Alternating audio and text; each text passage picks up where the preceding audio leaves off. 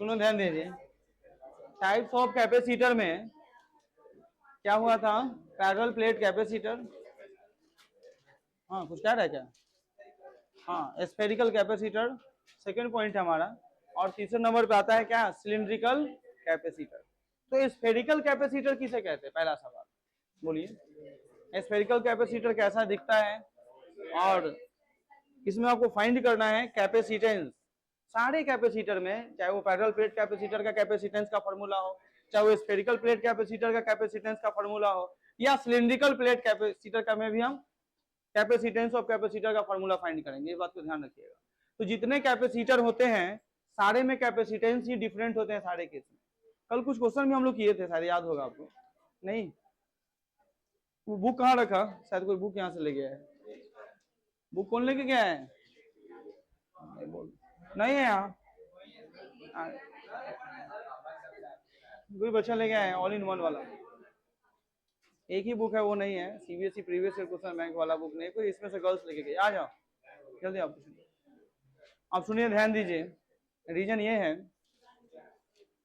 तो कुछ क्वेश्चन हम लोग करेंगे, अगर बुक आता है तो फिर देखते हैं, कुछ क्वेश्चन करवा दिए। फिलहाल आज स्फेरिकल, हाँ चलो चलो जल्दी जल्दी पूछिए नहीं जल्दी से, किसके पास बुक है वो ऑल इन वन वाला, तुम लोग में तुम्हारे पास है, बुक लाओ। अब देखिए एक क्वेश्चन आया था,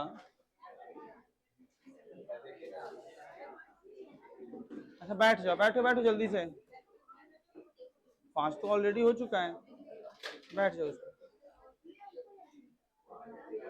यहाँ बैठ सकते हैं एक आदमी, आप बात करना बंद कीजिए।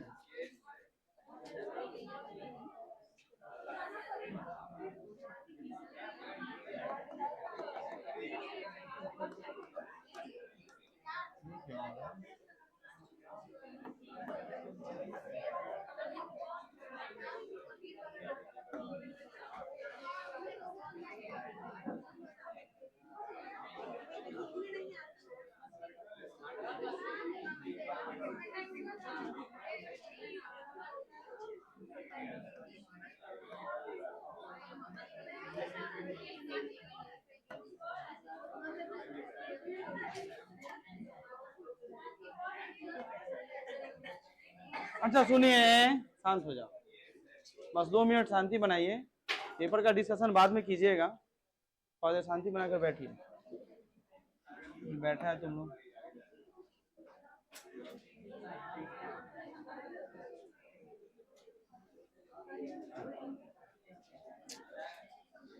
सेलेक्ट करेंगे तो पूरा हट जाना,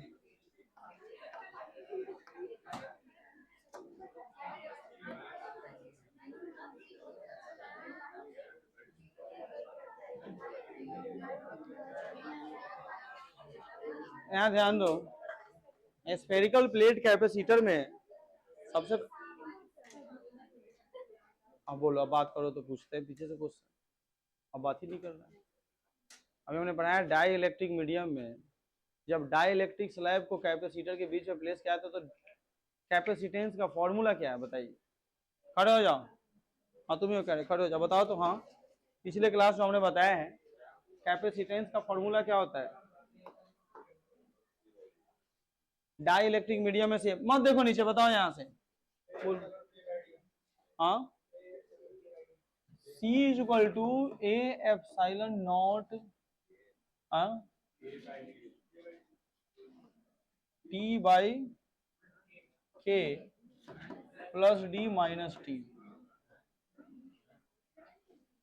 ये याद है फॉर्मूला, ये फॉर्मूला मैं पूछ रहा था, एक क्वेश्चन सीबीएसई में आया था कि T का जो वैल्यू है वो D/2 कर दिया गया है, सिर्फ T का वैल्यू D/2, थिकनेस को डिस्टेंस के आधा हो गया है, तब उस समय C का वैल्यू क्या होगा, बस सिर्फ फॉर्मूला पुट करना था, मैंने ये वैल्यू इसमें पुट करना था, और ये क्वेश्चन का आंसर आ गया है।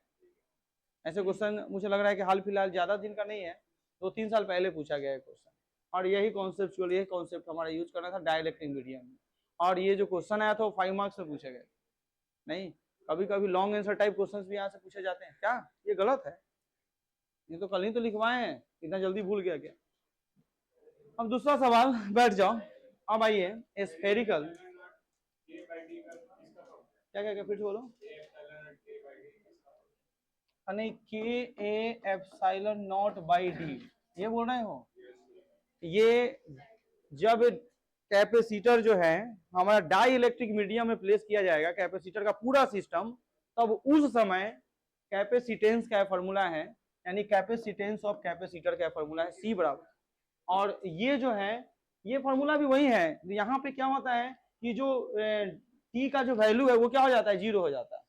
इस केस में T D के बराबर होता है, यहाँ पे T D के बराबर। और एक फॉर्मूला जो सीधे आता है A epsilon not by D, वहां पे T 0 हो जाता है। जो थिकनेस है ना वो डिस्टेंस के इक्वल हो जाता है इस केस में। ये सब केस एक ही बराबर है, ये भी केस वही है, ये भी केस वही, यही इसी फॉर्मूला से तो फॉर्मूला आया था नहीं। और एयर में जब बातें करते थे तब C बराबर A एप्सिलॉन नॉट बाई क्या आया था, D। एयर में ये, और डाई इलेक्ट्रिक मीडियम में ये फॉर्मूला। यहाँ पे जो T बराबर था वो क्या था, 0 था, और यहाँ पे जो T बराबर था वो क्या था, D था। कंडीशन सिर्फ अलग अलग हो गए थे, और जो आप पिछले क्लास में तो आप पढ़ी है।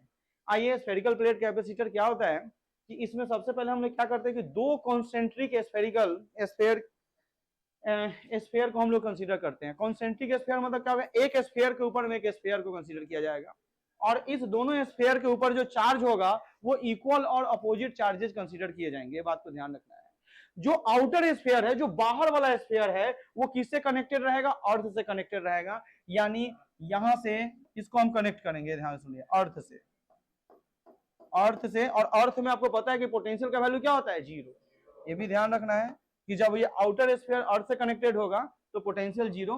और आपको पता है कि जितना प्लस यानी इनर वाले पे पॉजिटिव चार्ज, आपको भी पता है कि जो कैपेसिटर होता है और आउटर पे क्या हो जाएगा, negative charge. Equal and opposite charges यहाँ पर अपियर किए जाएंगे, और इस दोनों स्फीयर का जो रेडियस होगा वो क्या होगा, यहाँ पे भी चार्ज Q, यहाँ भी Q। एक का रेडियस हम मानेंगे यहाँ पे R1, और जो आउटर स्फीयर उसका रेडियस क्या हो जाएगा, R2। तो सबसे पहले तो हम वोल्टेज फाइंड करेंगे, और ये ध्यान रहे कि पॉइंट चार्ज के दौरान जो वोल्टेज का फॉर्मूला होता है वो क्या होता है, KQ/R हो जाता है। ठीक है, तो इनर स्फीयर, एक स्फीयर इनर है और एक स्फीयर क्या है, आउटर स्फीयर है। ये दोनों पे वोल्टेज का रिजल्टेंट जो वैल्यू आएगा वो, और तब उसके बाद Q बराबर CV से C निकाल लेंगे Q/V करके। पहले तो वोल्टेज आ जाएगा, उसके बाद फिर वहां से C निकाल लेंगे कैपेसिटेंस। फिर आउटर स्फीयर जब अर्थ से कनेक्टेड नहीं होगा तब उस सिचुएशन में कैपेसिटेंस की वैल्यू क्या होगी वो भी बताना होगा, और तब करके ऐसे 2-3 केस पढ़ेंगे, इसका नोट, और उसके बाद ये टॉपिक खत्म।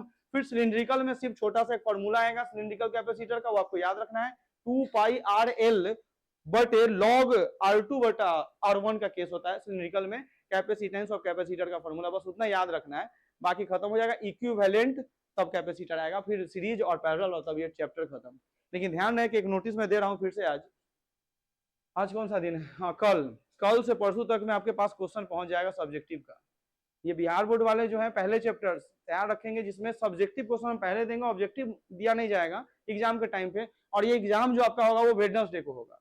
ये नोटिस जारी हो चुका है, जो फिजिक्स का पेपर है वो वेडनेसडे को, यानी ये अगले वीक के वेडनेसडे को होगा। रिटन पेपर का पहले ही क्वेश्चन मिल जाएगा, CBSE का अलग क्वेश्चन रहेगा, बिहार बोर्ड का अलग रहेगा, ध्यान रखिएगा। दोनों का क्वेश्चन पहले ही दे देंगे, जो रिटन है आप उसको घर से प्रैक्टिस करके तैयारी करके आइए और यहाँ पेपर में लिखिए। जो बच्चा घर से भी नहीं लिख के लाएगा उसको अलग बैठा दिया जाएगा और उसको भी पेपर देना पड़ेगा। बुक दे दिया जाएगा, NCERT का बुक लीजिए और वहां से जो भी लिखना आप लिखिए। तो ये ध्यान रखिएगा कि पेपर आपको देने हैं, पेपर हमने बता दिया कब पेपर कंडक्ट किए जाएंगे, वो आपको पहले से पता चल चुका है। क्यों? क्योंकि अब ये चैप्टर खत्म होने वाला है, तो फिर लोड ज्यादा नहीं लेना है, धीरे धीरे। और क्वेश्चन कहां से आएगा मैं बता दूं कि जो प्रीवियस ईयर क्वेश्चन हैं जो पूछे गए एग्जाम में 5 सालों में, वहां से क्वेश्चंस लिए जाएंगे, और फिर जो कॉपी के जो नोट्स आप बना रहे हैं वहां से क्वेश्चन कंसीडर किए जाएंगे। तो क्वेश्चन सब थ्योरेटिकल क्वेश्चन वहीं से, ऑब्जेक्टिव वहीं से बनेगा। जितना मार्क्स आएगा उतना मार्क्स आपको इंप्रूव करना है, लिखने का स्किल डेवलप करना है धीरे धीरे, ताकि लिखने से कॉन्फिडेंस बिल्डअप होता है। अगर घर पे आप 5-10 बार लिख के आओगे ना, और जब आप एक बार खुद से लिखोगे और एग्जाम में जब मार्क्स ऐसे मिलेगा तो आपको लगेगा जो इस एग्जामिनेशन में आप जाने वाले अगले साल जब ये बोर्ड के एग्जाम में बैठेंगे तो वहां पर भी क्वेश्चन इजी आपको लगने लगेगा, क्योंकि आप उतने देर तक याद कर तो रहे हो ना, कम से कम जो पढ़ के आएगा वही ना लिखेगा। यहाँ तो चोरी करने देंगे नहीं, यहाँ तो एक एक बच्चों को अलग अलग बैठाएंगे और टेस्ट ले लेंगे यहाँ पे। तो इस बात को ध्यान रखिएगा, टेस्ट वेडनेसडे को देना है, पूरी ईमानदारी से टेस्ट दीजिएगा, चाहे 5 ही नंबर आपका क्यों ना है। आने वाले जो चैप्टर्स 2 है उसमें आप इंप्रूव कीजिएगा अच्छे से। जो बच्चा क्लास नहीं आ रहा है उसको वो भी कोशिश करेगा किसी भी हालत में टेस्ट आके अटेंड करें। टेस्ट आना बहुत जरूरी है। टेस्ट क्या है कि आप कहीं ना कहीं से कुछ भी ऑनलाइन हो ऑफलाइन हो कहीं भी पढ़ रहे हैं तो टेस्ट से ही पता चलेगा कि आपकी पढ़ाई कहाँ पे है। इस चीज को ध्यान रखिएगा, ठीक है। 20,000 तो मैं नहीं बोलूंगा, टेस्ट के नोटिस में पहले बोल रहा हूँ। क्वेश्चन कल या परसों, यानी कल से परसों तक में आपके पास क्वेश्चन पहुंच जाएगा। 5, 6, 7, 8 क्वेश्चन और सब्जेक्टिव रहेगा जो आपके 1 से 1.5 घंटे का पेपर कंडक्ट किए जाएंगे, उसमें आप बना दीजिएगा, ठीक है। बिहार बोर्ड का मिलेगा अलग से पेपर, सीबीएसई का अलग है, दोनों का पेपर अलग अलग रहेगा, ठीक। आइए,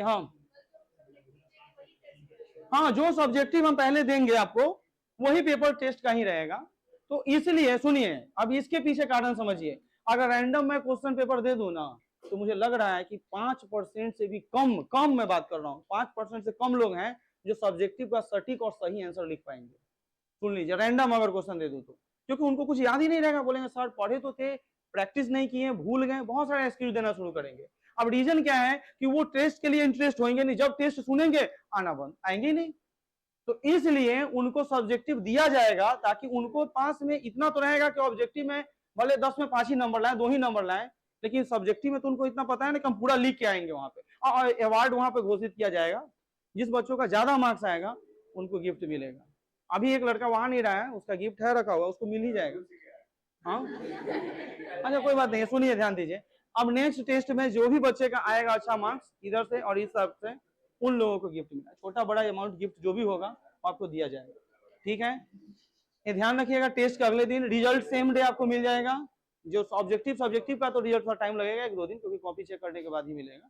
तो चलिए ध्यान रखें, हाँ ऑब्जेक्टिव भी क्वेश्चन रहेगा, सब्जेक्टिव भी रहेगा, सिर्फ सब्जेक्टिव नहीं, दोनों मिक्स रहेंगे। और ये ध्यान रहे कि ये जो टेस्ट का पेपर होने जा रहा है वो फाइनल पेपर होगा इस चैप्टर 1 का। फिर उसका चैप्टर 1 का पेपर नहीं होने वाला, अभी नहीं होने वाला है।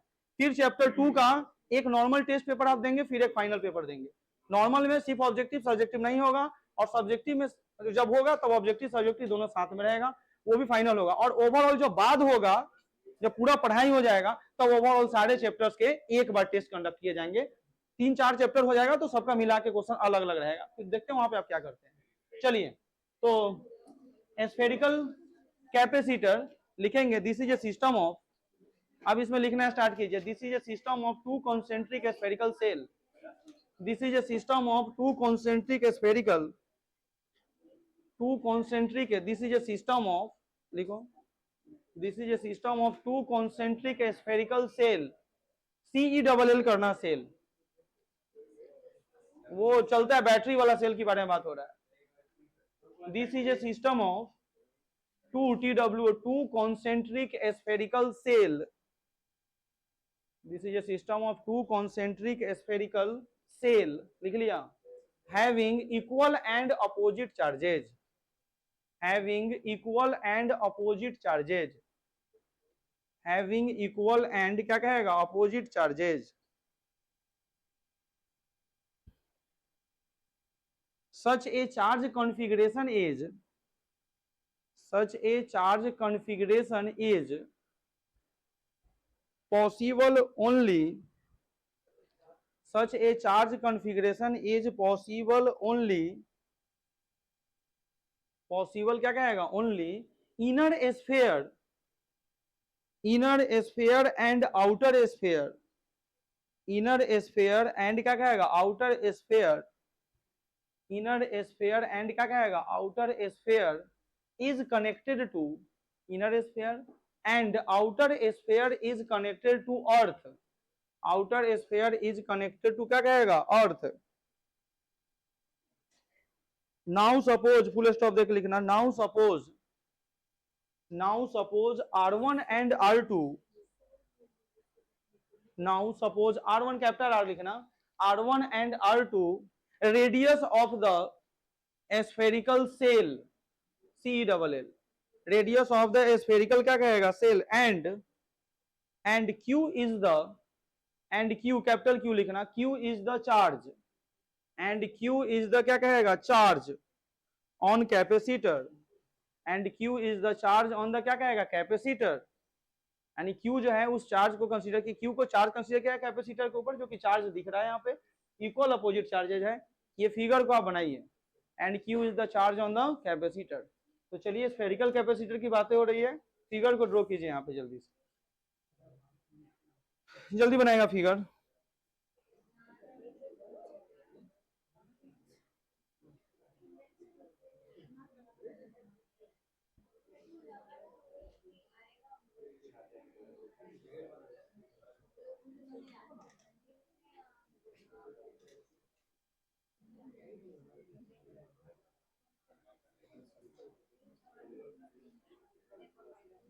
जल्दी से लिखो तो।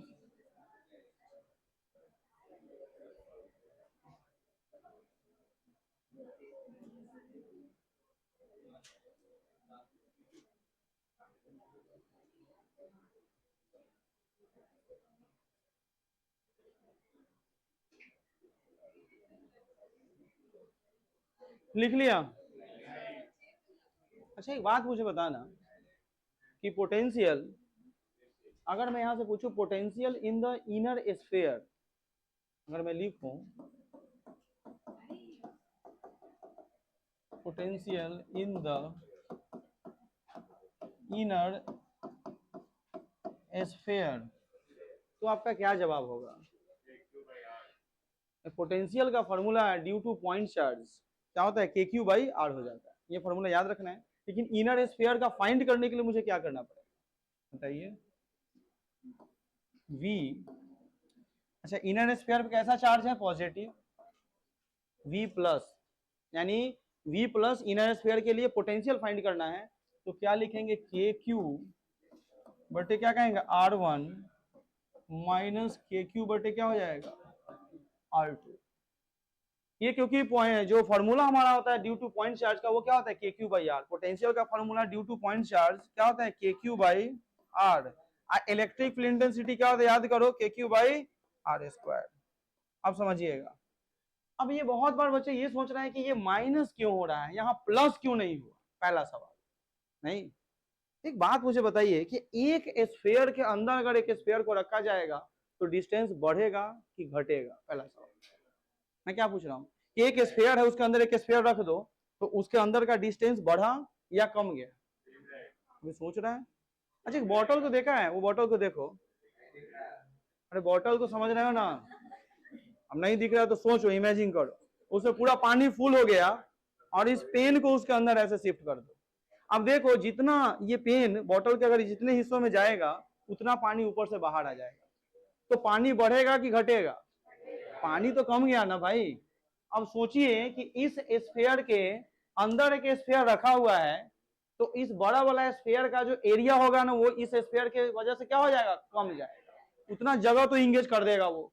सोचिए, नहीं बताओ कि मैं इतना दूर में रहता हूं और एक लड़का आके और इधर खड़े हो जाए, एक इधर खड़े हो जाए, तो हमारा एरिया कम गया ना, वो दोनों आके अपना जगह यहाँ पे इंगेज कर दिया।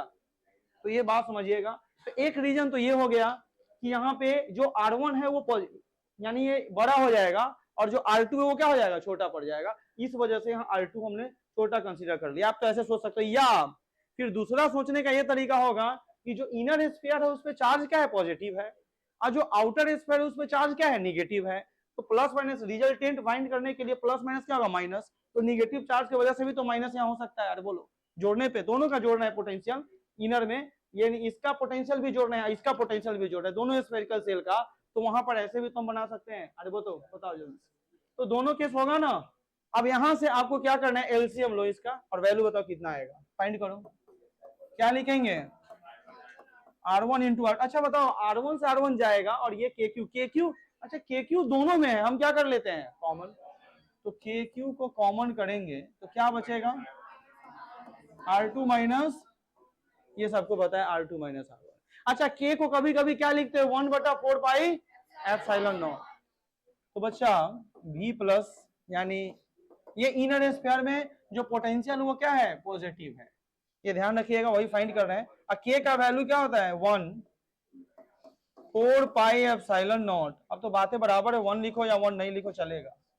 सुनिए, K के लिए 1/4 पाई एप्सिलॉन नॉट, ऊपर में क्या बचेगा? Q रहेगा R2 माइनस R1, ये आएगा V। ये V पॉजिटिव है। K का वैल्यू सिर्फ हम 1/4 पाई एप्सिलॉन नॉट लिखिए या फिर K लिखिए, बातें दोनों बराबर ही हैं और कुछ नहीं रहेगा। यहाँ नीचे में क्या लिखेंगे? R1 into R2। ये समझिए, ये निकल के आया है पोटेंशियल इनर स्फीयर का। अब बात करते हैं पोटेंशियल आउटर स्फीयर। आइए चलिए पोटेंशियल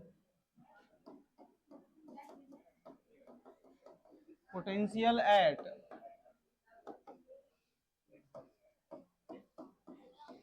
आउटर स्फीयर यानी V minus.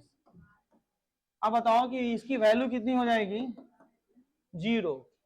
Potential outer sphere पे क्या आएगा, जीरो, क्योंकि जो आउटर स्फीयर है वो किससे कनेक्टेड है, अर्थ से कनेक्टेड है, और अर्थ पे पोटेंशियल का वैल्यू क्या होता है, जीरो। अर्थिंग में थोड़ी कुछ करंट वोल्टेज होता है, वो आपको ही पता, छू दोगे तो कुछ फर्क नहीं पड़ता, लेकिन कभी कभी उसमें रिटर्निंग करंट जाने से भी वहां पर झटका लग सकता है, ध्यान रखिएगा। पहले क्या होता था हमारे टाइम में, आपके टाइम में नहीं है, हमारे टाइम में एक ही वायर आता था, वो पॉजिटिव आता था, जो वो भी चोरी से कहीं कहीं से वायर को सब लेके आता था, लगाता था घर के पीछे। अर्थ कहाँ देते थे, जमीन में, अर्थिंग का वायर जमीन में था, अब पॉजिटिव वायर घर के पीछे रहता था, उसमें एक ऐसे हम लोग वायर को ऐसे मोड़ के उसको ऐसे लगाते थे, और वहां से अपने घर में इलेक्ट्रिसिटी चलाते थे। जब कोई आ गया बाहरी वाला वायर खींच दिए वहां से, बात खत्म हो जाता था। वो 2002-3 के आसपास की बातें हैं। अब तो खैर बहुत अपडेट हो गया, अब तो खैर अब आप चोरी चमारी से नहीं चला सकते हैं, वो चुपके से लाइट जलाना पड़ता था। और उसके बाद थोड़ा और टाइम अपडेट हुआ तो जनरेटर वगैरह चलने लगा, तो एक लाइट देता था, वो भी 30-40 रुपए के महीने में एक बल्ब देता था घर में जलाने के लिए। फिर उसका और अपडेट हुआ तो अब इलेक्ट्रिसिटी ठीक ठाक हो गया, अब सबको पैसे हो गए इतने की अब बात छोड़ दीजिए। आइए पोटेंशियल आउटर स्फीयर जो अर्थ से कनेक्टेड वहां पे जीरो। अब मैं अगर नेट पोटेंशियल की बात करूं, ध्यान से सुनो, वी नेट, तो V प्लस प्लस क्या हो जाएगा, V माइनस, ये समझिएगा। ये नेट पोटेंशियल है दोनों स्फीयर के लिए। आउटर पे पोटेंशियल का वैल्यू जीरो, और इनर पे पोटेंशियल का वैल्यू ये निकल के आया इनर स्फीयर का। अब ये नेट पोटेंशियल मुझे फाइंड करना है, V बराबर V प्लस प्लस क्या हो जाएगा, V माइनस। अब वैल्यू पुट कर दीजिए, तो V माइनस जो आउटर स्फीयर का पोटेंशियल जिस पर निगेटिव चार्ज है, वो क्या वैल्यू है, जीरो है, जो कि आपको दिख रहा है, तो इससे तो कोई लेना देना है नहीं। अरे बताओ जल्दी। अब सीधे पॉजिटिव वाला वैल्यू ही नेट का वैल्यू फाइंड करेगा, तो ये वैल्यू कितना है बताओ, Q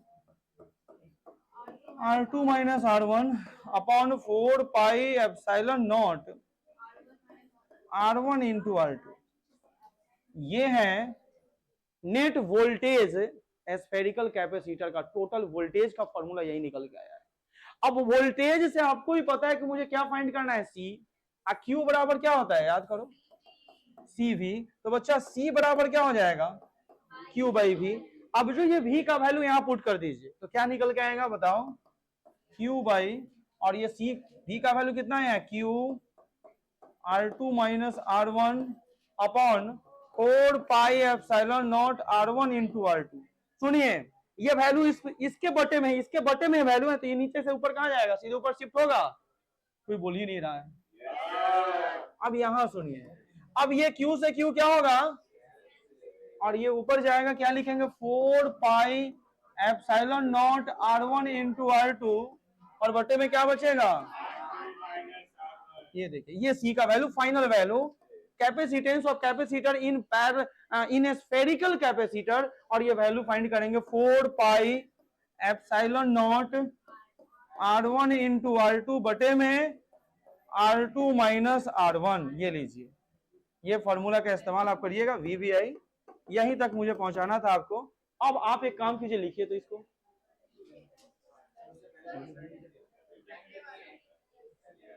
हाँ यहां से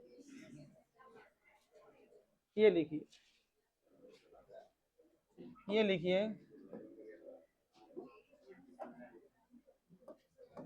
चलिए बाकी काम आप बढ़ाइए।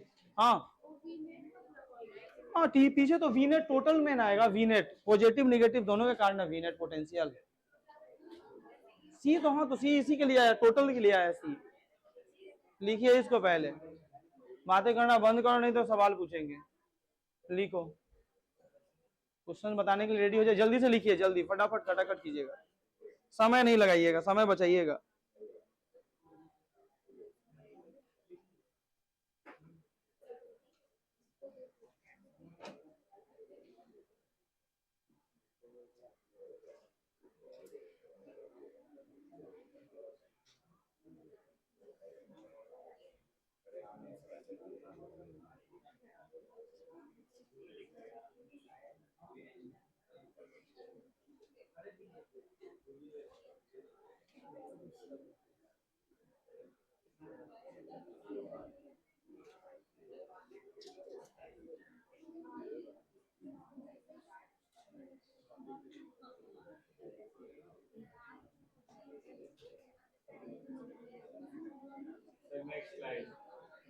हाँ रुक जाओ, बाकी लोगों को लिखने दो, कुछ लोग लिख रहे हैं। लिख लिया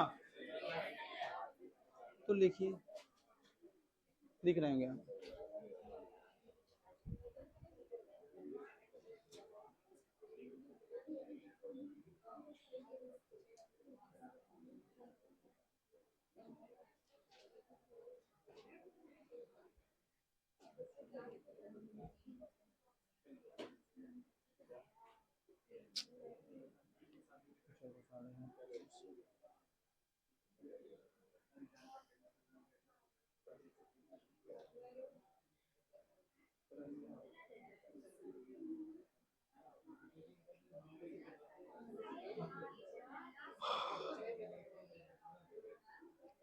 अब देखो, अब बोलो तो बात क्यों क्यों बात हो रहा है वहां से, क्यों बात कर रही है, अरे बात क्यों कर रही है।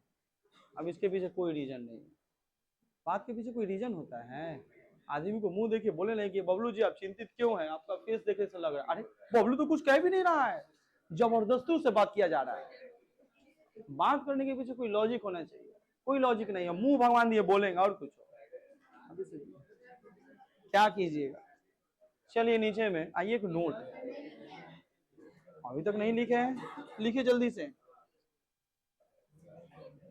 अच्छा एक फॉर्मूला और मैं पूछता हूँ, खड़े हो जाओ। तो मुझे 4 पाई एप्सिलॉन नॉट हटाना है, तो मैं के अगर मुझे के लिखना होगा तो मैं उस के को कैसे लिखूंगा इस फॉर्मूले में, बताओ तो थोड़ा। के फॉर्म में मैं इसको लिखना चाहता हूँ 4 पाई एप्सिलॉन नॉट। हाँ कहाँ पे जाएगा, हाँ ये बात ध्यान रखिएगा कि अगर किसी बच्चे को यहाँ से वैल्यू फाइंड करना, सुनिए मेरी बात को ध्यान से, अरे किसी भी बुक में जाएगा यही फॉर्मूला देखने को मिलेगा। ये ध्यान है कि स्फेरिकल और सिलिंड्रिकल इस बुक में नहीं है, स्फेरिकल का केस तो है, सिलिंड्रिकल का नहीं है। तो वहां पर आप क्या सोचेंगे, अब जाओ ये अगर कैलकुलेशन आ जाए तो 4 पाई का वैल्यू 3.14, एप्सिलॉन नॉट 8.854। अब इतना जो लफड़ा कोई लेना चाहेगा तो सीधे के का वैल्यू पुट कर 9 × 10⁻⁹। अरे बोलो नहीं, तो अगर मुझे ये 4 पाई एप्सिलॉन नॉट हटा देना यहाँ से, तो फिर मुझे के फॉर्म में लिखना होगा, तो मैं क्या लिखूंगा इसको, सी क्या लिखूंगा, R1 × R2 बटा में के, अरे बताओ भाई R2 - R1।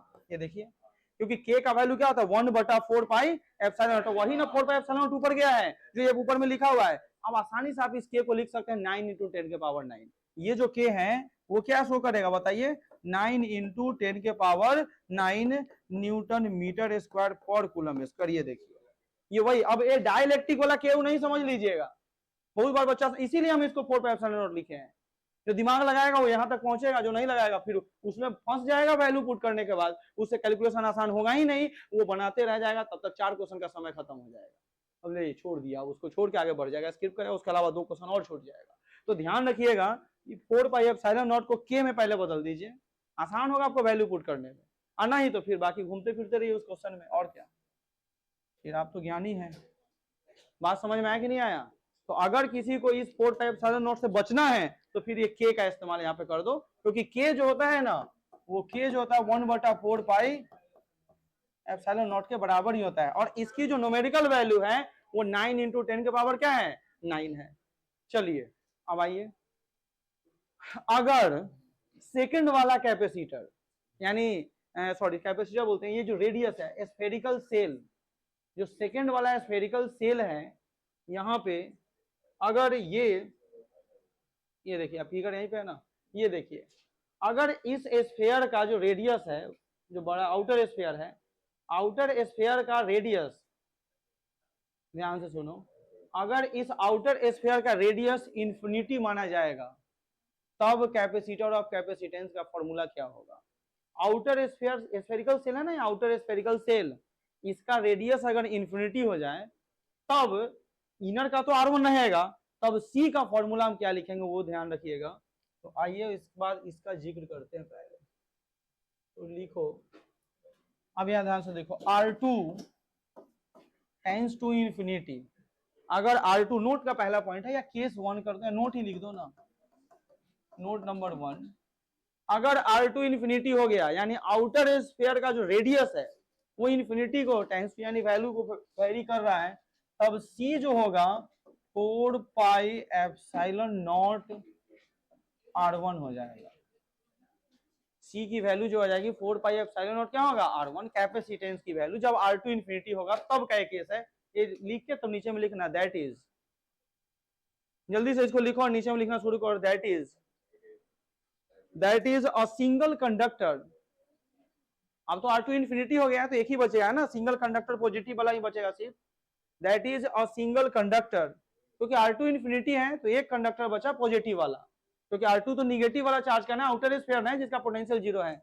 That is a single conductor also behaves as, that is a single conductor also behaves as capacitor, also behaves as a capacitor with its another plate, with its क्या कहेगा another plate is at infinity, with its another plate is at क्या कहेगा infinity, ठीक है।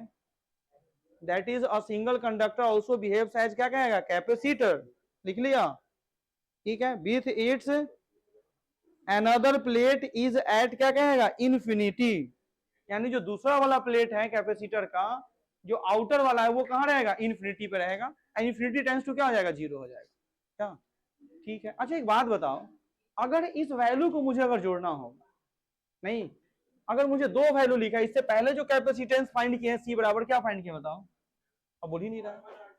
सी का formula क्या है 4 pi epsilon not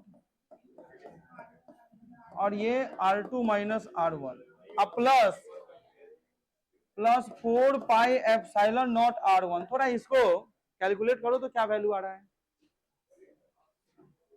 इसका एलसीएम लीजिए, कुछ नहीं इसके बटे में 1 फाइंड करो तो क्या वैल्यू निकल के आएगा बताओ मुझे, बोलो। लो देखते हैं क्या क्या फाइंड करता है, कुछ काम है इसमें इसलिए मैं लिख रहा हूँ, एक बार पहले इसे आप नहीं लिखिएगा, आप रफ में लिखिएगा इसको, पेड़ में नहीं लिखिएगा। चलिए बताइए,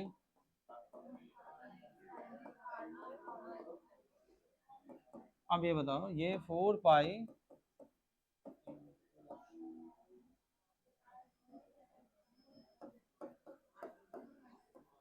R2 माइनस R1, ये ध्यान देना, माइनस R1 ये लीजिए। एक बात मुझे बताइए, अब इसको मल्टीप्लाई इससे कीजिए, आसान ही तो है, फिर भी तुम लोग नहीं सोचता है, क्या होगा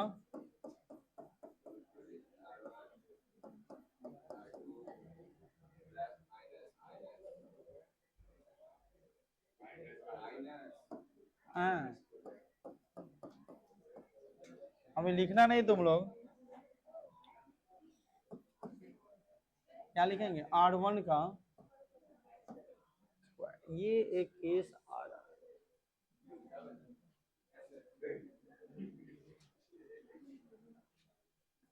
कुछ सोच रहे थे, अच्छा बटे में R2 माइनस R1।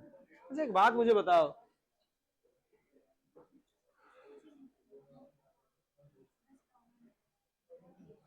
अच्छा अगर मैं इसको माइनस करूं तो क्या होगा, मुझे कुछ चीज यहाँ से हटाना, अरे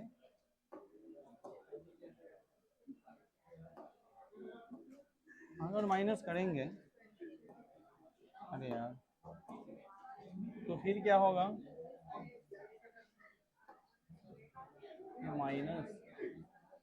ये माइनस जाएगा और ये उल्टा लिख देंगे,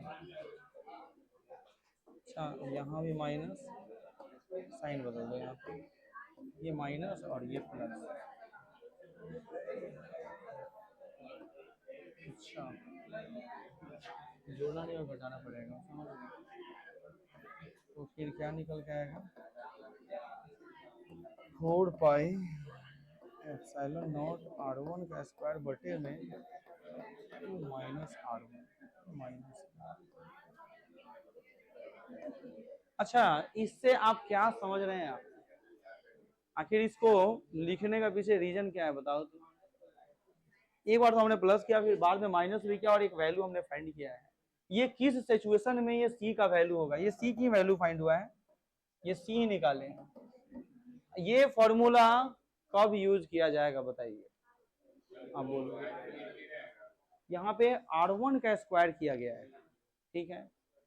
अब दूसरा केस अगर मैं बोलूं, R1 कंसीडर हुआ है, R2 वाला कंसीडर नहीं हुआ है पहले केस में।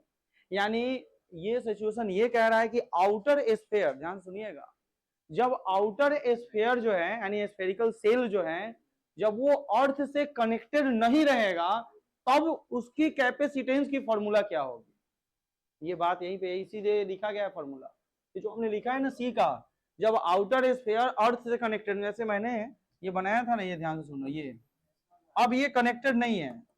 पहले क्या था, कनेक्टेड था, तो पीछे ऊपर फॉर्मूला है 4 pi epsilon not R1 into R2 बटा में R2 माइनस R1। नहीं, जब ये कनेक्टेड नहीं रहेगा, ये अर्थ से इसको कनेक्शन जो है ये नहीं करना है मुझे, सीधे ऐसे ही रहेगा, ये निगेटिव चार्ज और इसकी जो रेडियस है वो R1 और इसकी रेडियस क्या हो गई R2। तब उस सिचुएशन में जो कैपेसिटेंस की जो फॉर्मूला होगी वो ये फॉर्मूला हम फाइंड करेंगे। तो इस बात को नोट में मेंशन करेंगे, if outer sphere is not connected earth, लिखिए। तो पहले इसको मत लिखो, पहले लिखो नोट नंबर 2। नोट नंबर 2 में लिखो if outer sphere is not connected earth, then if outer sphere is not connected, क्या कहेगा, अर्थ, then the system will behaves as a combination of capacitor, then will system behaves as a combination of क्या कहेगा, capacitor, ठीक है। और उसके बाद जो है अब आप ये फॉर्मूला लिख सकते हो, behaves as a combination of capacitor. अब ये सी बराबर लिख दो, रुक जाओ, हाँ क्या बोला, तुम पूरा लिखो, नहीं तो फिर डायरेक्ट लिखो, ये फॉर्मूला याद रखना है। ये कभी कभी ऐसा केस आएगा, ऐसे तो जनरली मेन फॉर्मूला यही है आपका, ये नहीं है, मेन फॉर्मूला ये है। कहाँ गया वो, अरे भाई अब चलो ये पीछे आ गया ना, लिख देते, पहले इसको लिख लो, जल्दी करना। अब सुनिए ध्यान से, अब दूसरा केस ये हम लोग को पढ़ना है, सिलिंड्रिकल कैपेसिटर,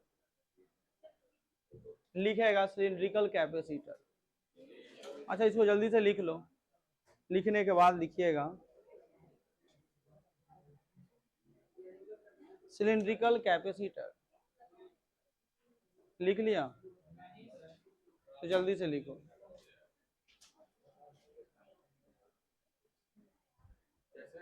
सिलिंड्रिकल कैपेसिटर, उसमें लिखो this is a system of,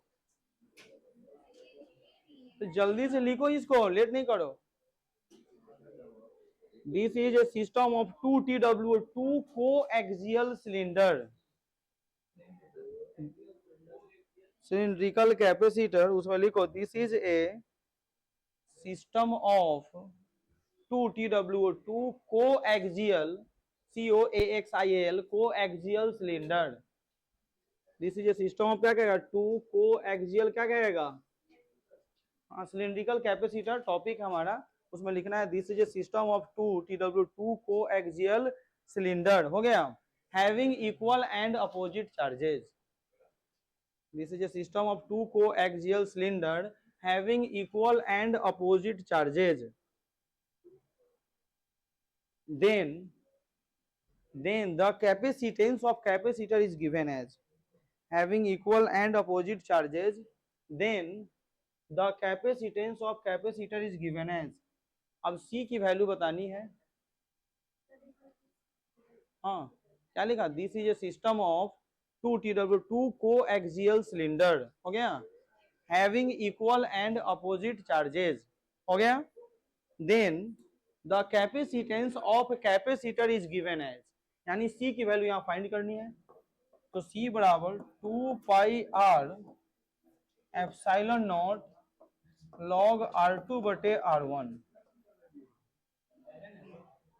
लिखिए इसको, लॉग R2 बटे R1, 2 pi R epsilon, sorry 2 pi epsilon, अच्छा आर लिख दिया है, ठीक है, ऐसे जो रेडियस होगा ना सिलेंडर में, एक मिनट रुको रुको रुको रुको रुको रुको रुको, अगर सिलेंडर, एक सिलेंडर के अंदर एक सिलेंडर बनाना है, इस तरह का केस आएगा, एक पार्ट इसका ऊपर जाएगा, दूसरा पार्ट इसका नीचे आएगा, इसी में बनेगा, इसके ऊपर तो बनेगा नहीं। कोएक्सियल वाली बात है इसके, अच्छा इसके अंदर रख सकते हैं, कोई दिक्कत है नहीं, इसी के अंदर नेक्स्ट सिलेंडर रखना है, ये एरिया में तो फिर जाएगा, अरे रुको रुको, रख सकते हैं चलेगा।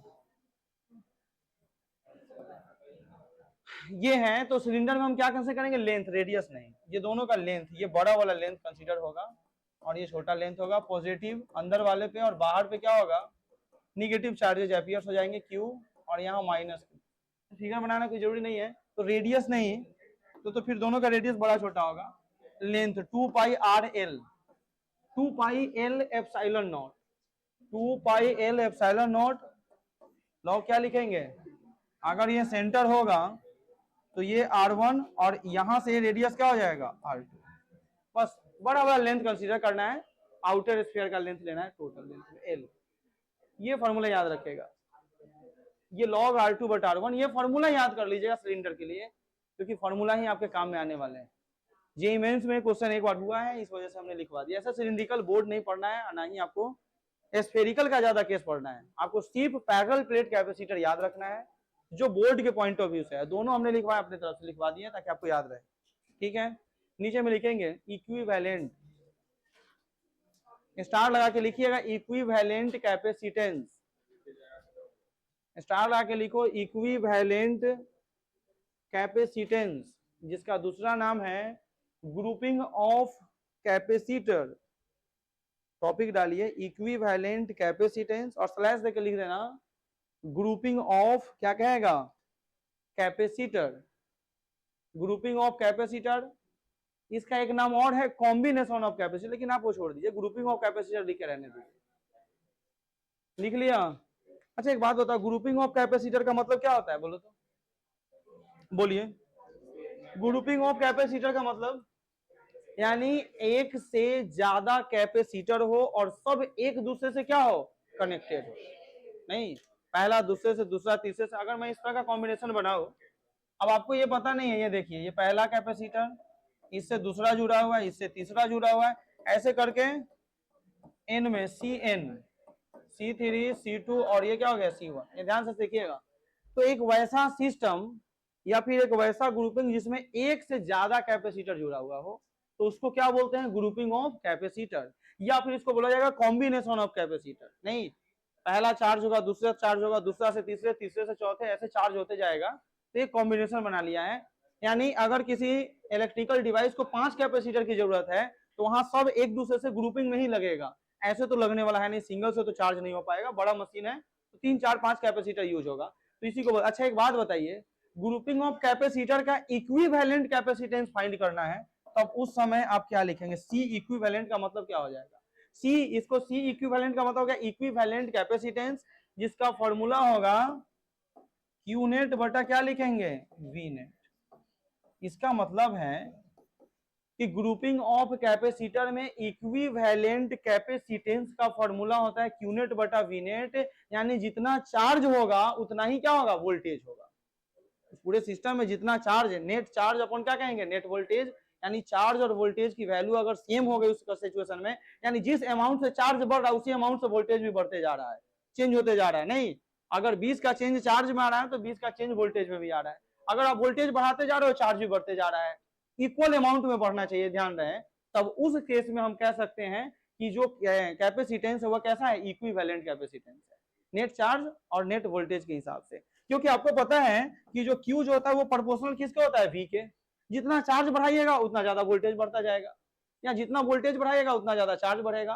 क्योंकि यहाँ पे जब भी बराबर किए थे तो एक कांस्टेंट आया था C, तो C का कोई रोल ही नहीं है, तो एक कांस्टेंट चीज हो गया, जिसको हम लोग बोलते क्या है, इक्विवेलेंट कैपेसिटेंस के नाम से जानते हैं। तो लिखो नीचे में, इस टॉपिक के नीचे पहले कुछ लिख दो, व्हेन सेवरल कैपेसिटर्स, सेवरल मतलब बहुत सारे capacitors, when several capacitors are used for a system of capacitor, when several capacitors are used for a system of capacitor,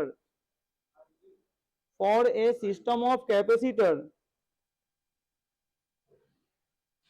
when several capacitors are used for a क्या कहेगा system of capacitor is called grouping of capacitor is called grouping of क्या कहेगा capacitor.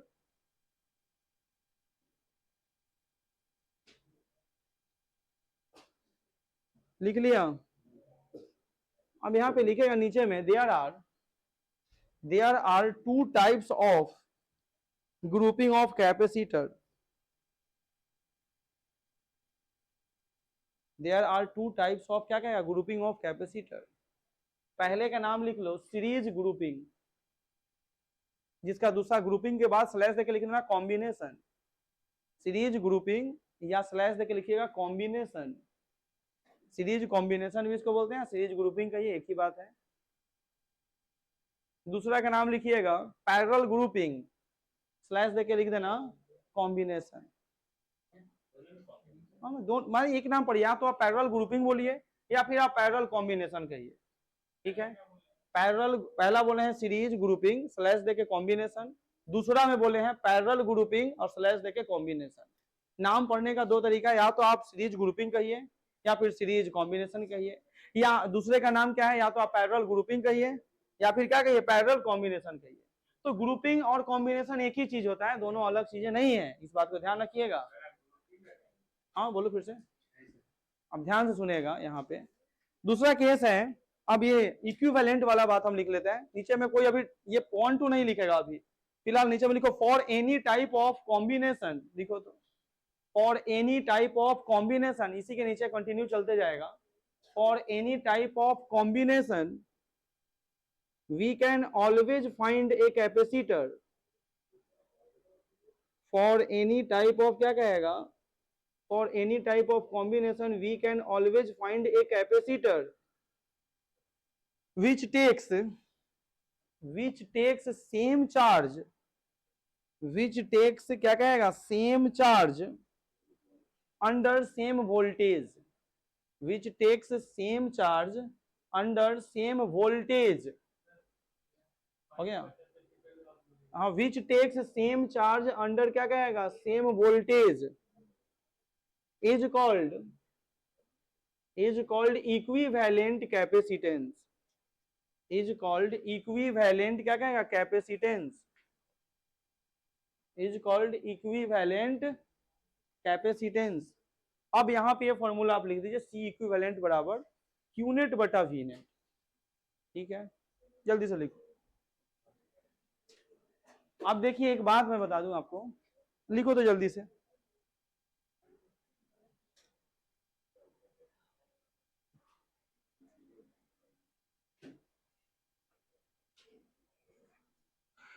ध्यान रहे, अब हमारा दो topic बच गया है, सीरीज और यही पैरेलल का आखिरी टॉपिक है। नीचे में लगाएंगे सीरीज कॉम्बिनेशन। अब लिखिए एक नंबर में सीरीज कॉम्बिनेशन। सीरीज पढ़ेंगे तो फिर पैरेलल बच जाएगा, मंडे को खत्म हो जाएगा। और क्वेश्चन एनसीईआरटी का हम करेंगे, और ट्यूसडे को पढ़ेंगे एक नया चैप्टर, यानी क्वेश्चन ही करेंगे, और वेडनेसडे को हमारा एग्जाम हो जाएगा दूसरे पहले चैप्टर का, फिर दूसरे वाला भी कर लेंगे इसके कुछ दिन बाद, ताकि आपको क्या होगा ना, अभी चैप्टर 2 खत्म हो गया है। अब इसमें क्या करना है कि आपको टाइम मिल गया ना कि पीछे वाला डिवीजन करके एग्जाम दीजिएगा, तो थोड़ा सा आपको पीछे का भी याद हो जाएगा। पढ़िएगा उसके बारे में, गॉस लॉ क्या होता है, फ्लक्स क्या होता है, नहीं गॉस का जो एप्लीकेशन वो सारे क्या होते हैं। क्वेश्चन अच्छा खासा रहेगा, सीबीएसई का स्टैंडर्ड मेंटेन किया जाएगा, ध्यान रहे। बिहार बोर्ड तो खैर थोड़ा सा ध्यान देगा, वो अच्छा नंबर ला सकता है। बिहार बोर्ड में ऐसे बच्चे होंगे जिनका फुल में फुल मार्क्स आएंगे, ये बात ध्यान रखें। लेकिन सीबीएसई जो टेस्ट का पेपर होगा ना, उसमें बिहार बोर्ड में ऐसा ही बच्चा होगा जिसको एक से ज्यादा बच्चों को फुल मार्क्स आ सकता है, आया भी है टेस्ट के पेपर में, और वो बच्चा 80% ऊपर रहा है, 75-80 टोटल अराउंड देखा जाए तो 100% रहा है इस बार के एग्जाम में। और जो सीबीएसई है उसमें फुल मार्क्स आना तो बहुत दूर की बात है, उनका पेपर थोड़ा ठीक ठाक रहेगा, उनके पैरेलल कोई दूसरा नहीं हो सकता है। अगर किसी का 30 हुआ ना तो बहुत रेयर केस होगा जो कोई दूसरा 30 हो सकता है। और ये भी पेपर में, पेपर की बातें कर रहे हैं, क्योंकि पढ़िएगा थोड़ा अच्छे से, PYQ प्रीवियस ईयर क्वेश्चन को पढ़ के आइएगा। क्वेश्चन जितना प्रैक्टिस करवाए उसी में से क्वेश्चन है, कहीं अलग से हम नहीं देने जा रहे हैं। लेकिन सब्जेक्टिव तो हम दे ही देंगे, ऑब्जेक्टिव के बारे में बोल रहे हैं। तो उसके पीछे आज से समय दीजिएगा चैप्टर 1 के पीछे, नहीं तो फिर मार्क्स कम आएगा तो आप मुझे में नहीं दोषी ठहराइएगा, फिर उसके रिस्पॉन्सिबिलिटी आप ही को लेना होगा। ध्यान, हाँ किसे बोलो, नहीं ये कहना मुश्किल है ऑब्जेक्टिव कितना रहेगा अभी मत पूछिए, लेकिन वे भी मेरे समझ से बिहार बोर्ड का ऑब्जेक्टिव 20 to 25 और सीबीएसई का भी ऑब्जेक्टिव अगर देखा जाए तो वही 20 के अराउंड रहेगा। 20 क्वेश्चन ऑब्जेक्टिव, 5 से 7-8 क्वेश्चन सब्जेक्टिव, लेकिन ये मैं रफ बोल रहा हूँ, मुझे अभी नहीं एग्जैक्ट पता है कितना क्वेश्चन है, जो आएगा सारे क्वेश्चन रहेंगे, 5 सालों में पूछेगा क्वेश्चन रिपीट होंगे। हाँ ऑब्जेक्टिव नोटबुक से रहेगा, अब कहीं से रहेगा वो ऑब्जेक्टिव का क्वेश्चन, ऑब्जेक्टिव नहीं मिलेगा। हाँ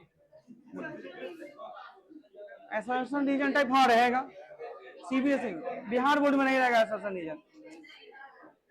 शांत हो जाइए, आप एक बात सुन लीजिए कि जो फाइनल पेपर का जो पैटर्न होता है ना, बिल्कुल उसी मोड में एग्जाम होगा, आपका पेपर रहेगा, लेकिन जैसे वहां एसर्शन रीजन, कॉम्प्रिहेंशन टाइप, उतना सेक्शन अभी नहीं बन पाएगा ना, क्योंकि ऑलरेडी वो सेक्शन बनेगा तो एक चैप्टर में उतना क्वेश्चन, एक क्वेश्चन आएगा नहीं आएगा, तो हम सेक्शन तो नहीं बना पाएंगे। सिर्फ सब्जेक्टिव जो 5 मार्क्स हो या 3 मार्क्स में जो पूछे जाएंगे वो सब्जेक्टिव, और फिर ऑब्जेक्टिव अभी रहेगा, नॉर्मल पेपर रहेगा। वो तब बनेगा जब 2-3 चैप्टर्स आप पढ़ेंगे, तब section A, section B, C, D और ई, 5 सेक्शन सीबीएसई में होते हैं, तब वैसे बन के आएगा। अब एक चैप्टर से तो नहीं बनने वाला उतना सारा। खैर सुनिए, आइए सीरीज कॉम्बिनेशन, तब कुछ नहीं है, अब बाकी तो आप ही जैसा बच्चा एग्जाम देता है तो फिर छोड़ दीजिएगा। एक बात मुझे बताइए, यहाँ गलती हो रहा है, आपको पता चल रहा है कि गलती किस वजह से हो रहा है, तो उसको पढ़ के सुधारिए ना, अभी तो पूरे साल बाकी है, ताकि वहां गलती ना हो। इसीलिए तो आप टेस्ट देते हैं, जिसमें आपको पता चले कि गलतियां कहाँ हो रही है। शांत हो जाओ, लिखो तो सीरीज कॉम्बिनेशन। अब सुनिए, अभी जो आपने लिखा है, ना, for any type of combination, same charge under है, क्या कर रहा है इसको देखो ध्यान से, सेम चार्ज अंडर क्या लिखा है, सेम वोल्टेज। अगर किसी भी टाइप का कॉम्बिनेशन हो, चाहे वो सीरीज हो चाहे वो पैरेलल कॉम्बिनेशन हो, उसमें चार्ज और वोल्टेज अगर सेम हुआ तो उसे हम लोग क्या बोलते हैं, इक्विवेलेंट कैपेसिटेंस के नाम से जानते हैं, जिसका फॉर्मूला क्यू नेट बटा क्या होता है, वी नेट। ये ध्यान रखिएगा, ठीक है, भूलिएगा नहीं, ये इक्विवेलेंट कैपेसिटेंस का फॉर्मूला, जितना अमाउंट में चार्ज है उतना ही अमाउंट से वोल्टेज ही बढ़ रहा है। आइए सीरीज कॉम्बिनेशन टॉपिक डालिए। सीरीज कॉम्बिनेशन किसे कहते हैं बताओ, टाइम नहीं हुआ है, मतलब चाह रहा है कि इस टॉपिक को रहने दे अगले क्लास। अच्छा सुनो, ऐसे भी तो अगर सीरीज भी पढ़ाएंगे तो पैरेलल रह ही जाएगा। नहीं नहीं ये सब कहानी नहीं, उलझाओ नहीं मुझे, मेरे हिसाब से मुझे लग रहा है, कितना तारीख है आज, अरे तारीख कितना है,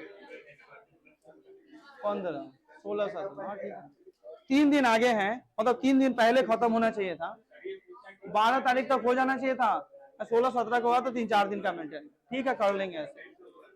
ये डिसाइड है पेपर कब कब खत्म होना है, तो ज्यादा टाइम नहीं लगा। हाँ सर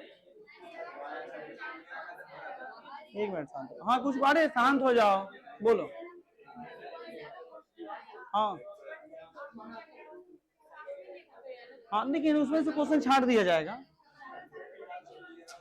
छांट के दिए जाएंगे क्वेश्चंस, अलग अलग हटा दिए जाएंगे, उसमें से जो क्वेश्चंस अलग कर दिए जाएंगे, जो दोनों साथ में है ना, मैक्सिमम क्वेश्चन अलग होके आएगा, जो डेरिवे। शांत हो जाओ, और एक सवाल है तुम लोग से ही पूछते हैं, एक बच्चे का ये सवाल आ रहा है कि जैसे अभी जो पढ़ाए हैं तो उसमें तो आप बताए थे कि दोनों चैप्टर साथ में खत्म हुआ है, तो फिर आप क्वेश्चन जब दीजिएगा तो दोनों चैप्टर का तो एक साथ आएगा ना, तो फिर वहां कैसे, सुनिएगा, जो डेरिवेशन होता है ना, जो बोर्ड में एग्जाम में डेरिवेशन आएगा, वो डेरिवेशन में दोनों चैप्टर से डेरिवेशन, जैसे डेरिवेशन आ गया electric field intensity and electric potential equatorial point, तो डेरिवेशन पार्ट वाला क्वेश्चन नहीं होगा आपके सामने। फिलहाल जो क्वेश्चन होगा ना वो शॉर्ट आंसर टाइप क्वेश्चन रहेगा, लॉन्ग आंसर टाइप क्वेश्चन अभी नहीं पूछे जाएंगे, और लॉन्ग आंसर जब दोनों हो जाएगा उसके बाद, इसके बाद वाले चैप्टर, ठीक है, पोटेंशियल से नहीं आएगा। हाँ जितने हैं, हाँ गॉस लॉ का एप्लीकेशन तक पढ़िए पूरा अच्छे से, हाँ वही, ज्यादा तो है नहीं इसमें, ठीक है।